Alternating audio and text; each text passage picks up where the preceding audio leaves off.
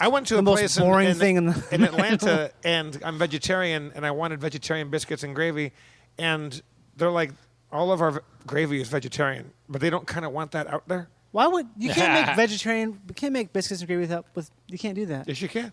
Well, listen up. I'll say you can't do that, Mr. Jeff. Without sausage.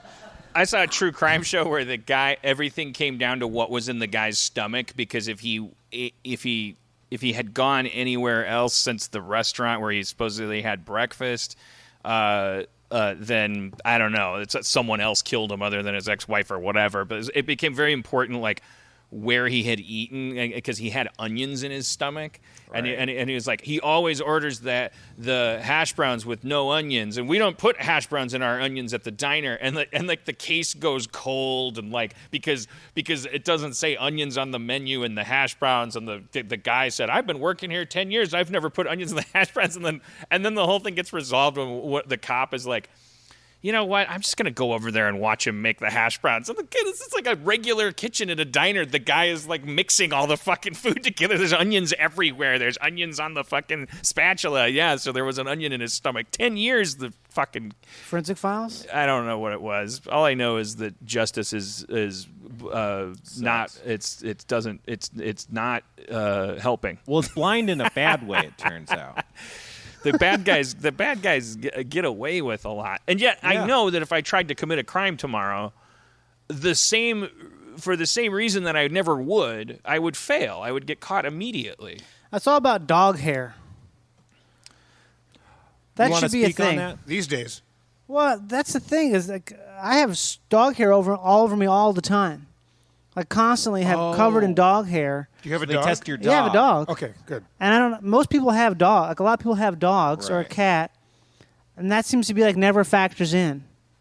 Like if you're covered, I can't get away. I can't get the dog hair off my body. You're wondering why you're getting it worse than how come everybody doesn't always have dog hair all over them? How come like people aren't constantly caught doing things in forensic files or cold case shows because this is clearly your dog's hair on you. Yeah, there's this orange dog hair found on the scene of a crime, and you have this orange dog or whatever. Not even the color. I don't know if they do DNA for dogs. But isn't it weird? Like Forensic Files, it's always like, and then he stepped on a hamburger bun after using his bare feet because he didn't want to get. These people almost get away with it all the time. Yeah. Like they're the craziest people. They're like, well, I really want to like sexually assault this person, but I didn't bring any gloves, so I'm going to put my shoe on my head and use it as a hat. And it's like they almost get away with it, but then they like slip on a hamburger bun, and then like a hamburger bun expert spends $6 million like reconstructing his toe with an anthropologist or something.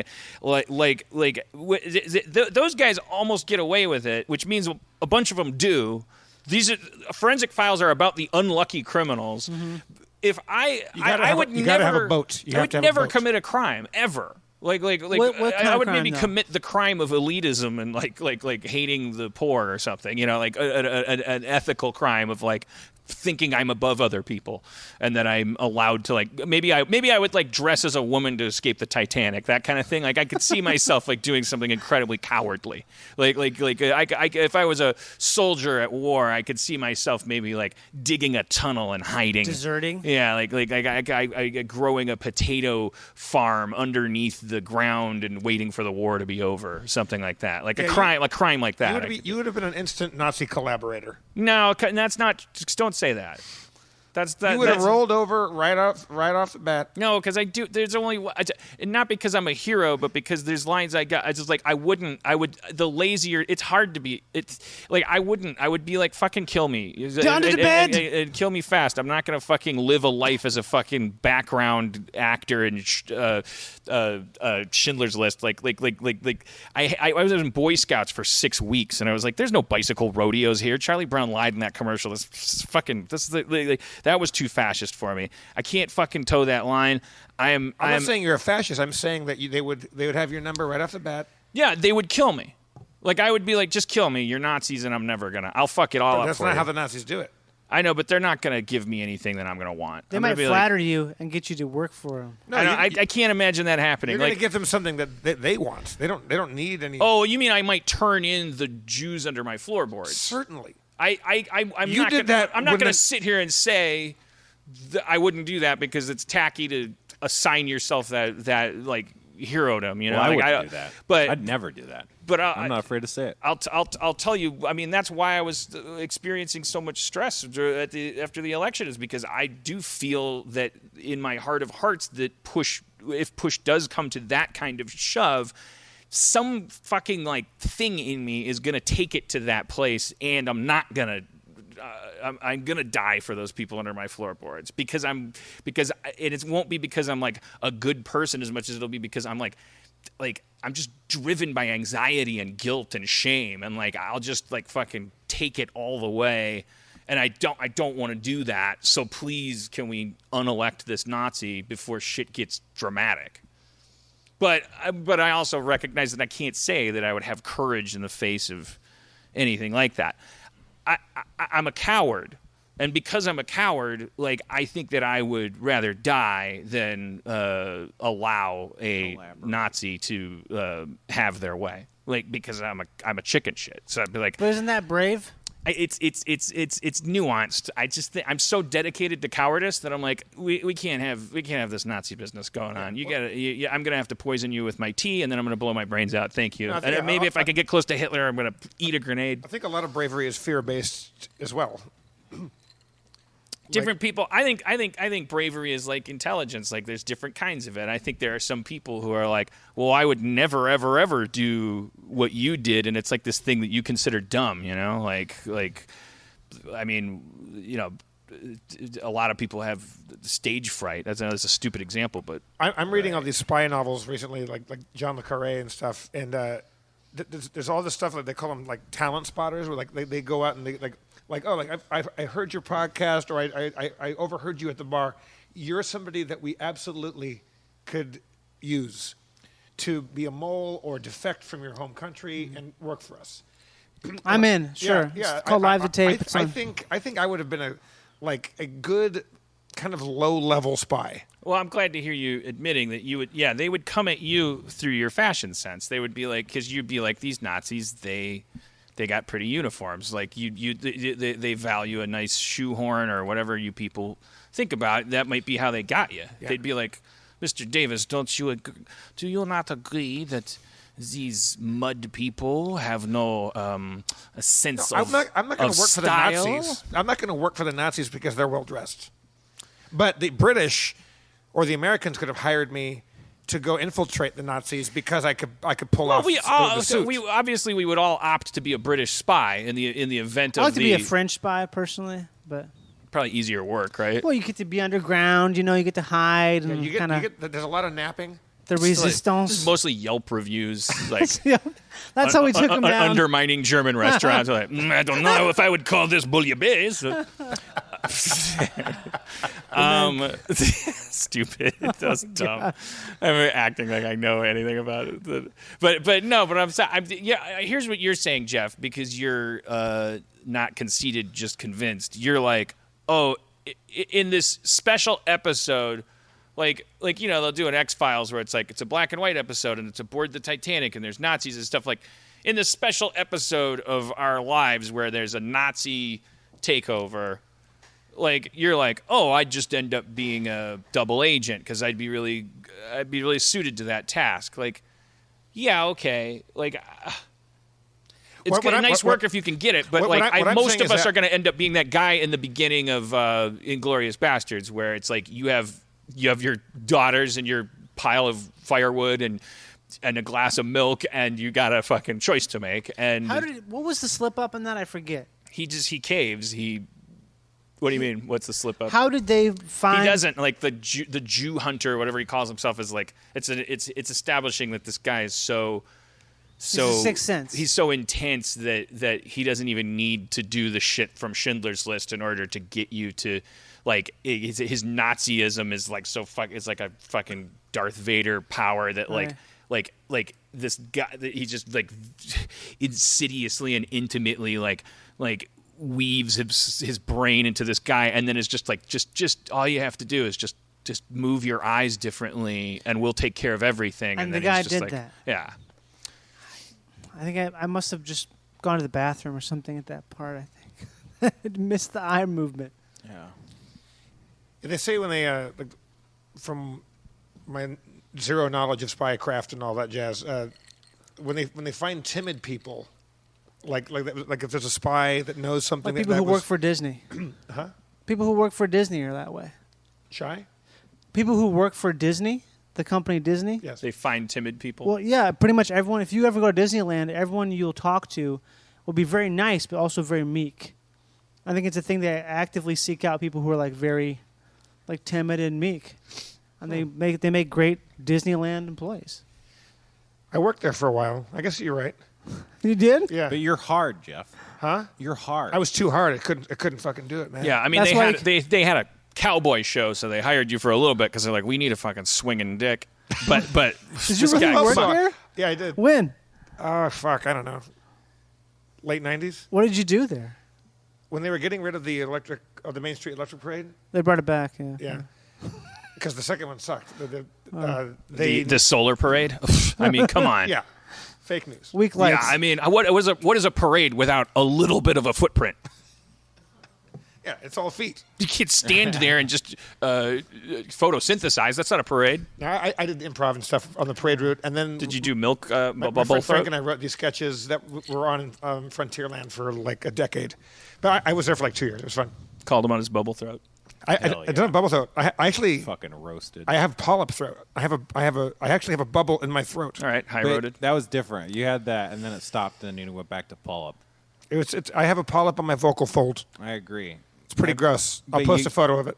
You're still talking and stuff. I can talk, but it's You're not like supposed I can to, feel right? like I have a marble in my. Yeah. You gonna get it removed? You We're don't gonna find want out. Surgery on that is very, very dangerous because if it scars, then you never talk or sing again. I'll tell you who I'm not going to be. Those fucking March Violets that you told me about. Like you could see shades of that happening with the when Kanye lost his grip a little bit, but it wasn't him that was disturbing because he's Kanye. It was his wife, Mrs. Kardashian, who, as she was defending her husband rather gallantly, like. She part of her defense of him was like a little thematically arranged around this idea that like I'm paraphrasing, but I got the message from her that like, you know, a year from now you're all going to be into this. You know, it was like and I was like that's exactly what we're bummed out about.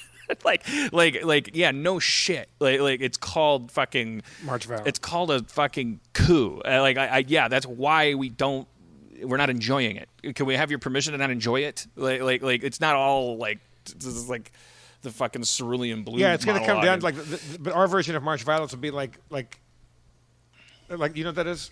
You saying violets or violence? Violets, like a flower. Okay. It's a late blooming flower, and it was what Right. they called Nazis that joined the party later. So if you had a really low people who tweeted all about get this fucking guy out of here, they were given a little bit of a amnesty, especially the rich people. Right, you know? 'cause they needed him. a coveted thing was a very low, like early Nazi party number. And if you were like had a really long, like later day number, you joined in the 40s. As It opposed took to you the- long enough. Yeah. How many fucking camps did we have to build before you realized that it was? But then people would die, and there was a lot of like black market trading. It's like, can I get your let's kill this guy, and I'm going to take his party number, so it'll look like I joined in 1938 and not in 1944. Can absolutely say that's exactly what's going to happen. Like except it's going to be like services that wipe out your Twitter feed. It's going to be like that's with Kanye, It's though? going to be like the serial number on your MAGA hat. Like I got this MAGA hat. Well, the dot I was connecting, 2014, Johnny, baby. was that when Kim Kardashian was defending Kanye, which I want to be sympathetic to her because obviously I mean like I like humanity. I think if you love your husband and blah blah blah, like I know there's a lot of well-intended controversy about this stuff because it comes down to issues that I find actually appealingly human because there are some people who are like, oh, it's mental health issues and all this stuff. Like, it's good. Let's all have that conversation. Let's all go round and round. But so I'm not bagging on anybody for like, for shouting at a throng of peasants, you know, stop judging my husband. That's bad? That's just an expression of love. Okay. I'm not judging anybody for that, and nor is it like. I'm just saying that while she was doing that, there were a couple things that she said that kind of just like part of her defense of him was like, you know, he's always been ahead of the curve. You know that it's like people always make fun of him for it wasn't all the way that, but it was like there was just this enough of a taste of it that it was just like, that's exactly what I'm afraid you're right about. She might be right. She might be right. Of course, she might be. Right, I mean, but this it's is the thing. You can't Trump. trust rich fucking people to lead the charge against a fascist coup. They're gonna fucking flip as soon as the front stops holding. They're gonna be like, okay, how do I keep my house? Yeah, I love his line where he said, Poopity scoopity? Poopity scoopity. Yeah, when he said that poopity scoopity, that was a dog I thought, whistle. you know what? He makes a good point. I hadn't considered that angle. What he's trying to say is when you see poop, you should joyfully pick it up. You should poopity scoopity. You shouldn't be like, Is I this have to something pick that up he the said shit. in a song, or Yeah, is yeah, it his latest single. This is why I think the whole Kanye thing. I think it's all sort of a publicity smokescreen. It's a smokescreen that he's trying to obfuscate the fact that he used poopity scoopity in a song. I don't think that he gives a shit about Trump at all. Well, I really don't. I certainly will agree with you there. I mean, there's absolutely no question that he has not a single thought in his head about foreign policy. Right. I mean, he's not. Yeah, but that's a little wait. different from saying that he's fucking does Hugh have a- Jackman in The Prestige. He has a beef with I've seen- Obama. And Obama, Kanye does? Trump, yeah, and Trump is anti-Obama because Obama came out. It was this, Because Obama is super West Coast. yeah. He's like this old style. He's Chicago though, man. That's the third coast. No, but like Obama got caught on tape by like BuzzFeed or something, like calling Kanye a jackass, and so like I think Kanye took it really personally, being a jackass, and so he's like, fuck you, and then he comes out saying like, what did Obama do for Chicago? And that's just he's just trying to be a douche, like, Yeah. and so Trump is saying the same thing. He's like, yeah, this is what I'm talking about. We hate this guy. In his defense, if Which you're is ever kind going to of take anything political. the president says personally, it should be him calling you a jackass. Yeah. Yeah, you should take it so personally my you name. change your life. Not you should be like the president. He's the one that's wrong. Like, I don't know. But in Trump's defense, black billionaire rapper employment is way up. Right. Yeah. Anyways, no, the March violence thing. That's what I was talking about. I just pictured. It was like, yeah, like we're gonna get desensitized to that concept too. It's like, oh, did you hear Bruce Willis? Like he fucking flipped and whatever. It's like, yeah, of course, the rich people are gonna flip before the people that are gonna die in pain. Yeah, it's like Kanye said, like, I don't think of America as racist. If I thought America was racist, I'd move somewhere else, which is easy to say if you can afford to pick up and go anywhere you want. Well, Lil Wayne said the same thing. He left the interview with Katie Couric years ago, saying the same thing. He basically said, "I'm a very wealthy man, and I wouldn't be wealthy if racism was that big a deal in America." Yeah.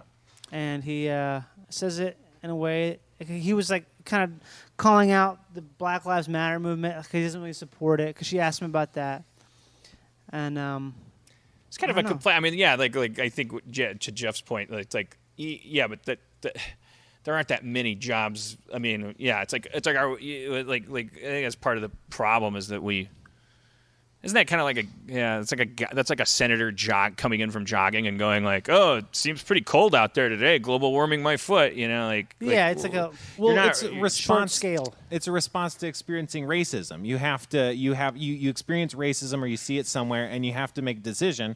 Either this is wrong and unjust, or somehow I'm doing my thing right and other people have just messed up, and that's why I haven't failed, is because it's not because I got lucky. It was because I did something right. Yeah, I So think that's really important. White people do that too. I think that's important for Americans to recognize and forgive. Is that because I think we don't want that to be different about us, that we mythologize the idea of individual choice, and that we believe in the mythology of like you have that your choices make you who you are. We certainly don't want to abandon that. God knows it's sometimes kind of relaxing to abandon it, and God knows it does not apply so much that that your unhappiness is your own fault. But it is nice that we go that at the it's like unlike the global warming example, if you're a rich rapper and you go, well, I must have done something right Right. Like you want that person thinking that way because you don't want them thinking, well, I won the lottery. I'm not talented at all. I didn't do anything. I didn't make good choices. I shouldn't have. I'm just hanging out and doing nothing. Like we don't want us thinking that way. We want us to think, you know, I got out of bed and I did something, and because I did it this way instead of that way, now I'm a billionaire. We like that mythology. Yeah. The bootstraps. It'd be nice if we fucking supported it with a middle-class economy that didn't reward you for being born rich more than people get rewarded for earning money. Right, exactly. Because that's the thing. It's like, it's not like that's not true. There's also this layer that obscures everything and makes it a bit more complicated. So you can't say, no, that's an entirely false premise that does not exist on planet Earth. It's like, there's that, and there's also this thing that I was talking about, you know, that's still a factor. I don't know. It's a shame because like that's an example of like somebody saying something incredibly provocative that's going to put them in this crossfire. But really, what they're doing is a little bit healthier than a lot of stuff because at least they're using their I statements. Like they're saying, well, all I know is this. You know, this is my experience. It gets kind of insidious because it gets into what they call, I think, respectability politics, which is basically you have to shut up and deal with black-on-black crime or anything before you're allowed to make any political complaint, which is just a precondition on political argument that doesn't exist for any other race. Like, no one has ever been like, you have to solve all your problems before you can say taxes should be different. You know, it's like, it's fundamentally this thing that says you're not allowed to talk about this. And that's what's insidious was when it builds into that narrative. But it doesn't have to, you know? Yeah, that's so fucked up. Right. We go like, oh, if somebody talks about the wealth distribution and they're rich, then you go like, oh, you're rich, so you can't talk about it. Yeah, why not, you should give all your money away then. Isn't that a logical fallacy, though? What's that called? When you talk about, is that a straw man thing? What's it called when you talk about, like, oh, well, this is so bad, but, right. you know, but this is worse. False equivalence. I could Ad hominem, that's a personal attack. It's kind of like a straw Ergo man. hoc propter hoc. Yeah, it's If this, therefore that, or something. well, that's because it doesn't follow. I mean, I don't know. Straw man would be fair it's one of them because it's like saying you're wrong because you're not adhering to this my heightened version of it that you never said. So it's kind of straw manny. Well, they see it play out because like if an oligarch says something like, I don't see why we're spending tax money repairing these potholes on Martin Luther King Boulevard, then somebody might shame them by going, you don't live in that neighborhood, or I'm running for senator of this district, and they go like, you were born in this place, and it's like that gets successfully and rightfully used against like the bad guys sometimes, but then someone goes, I think prison reform should be a thing. And then someone goes like, you haven't been to prison. Right. Well, yeah, I don't want to wait until I get there, you fuck.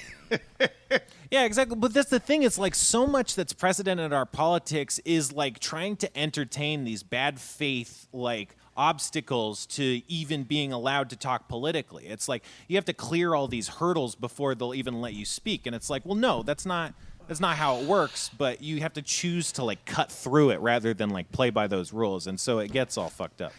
I think there need to be more Greyhound stations in rich neighborhoods. That could be big. That'd be great.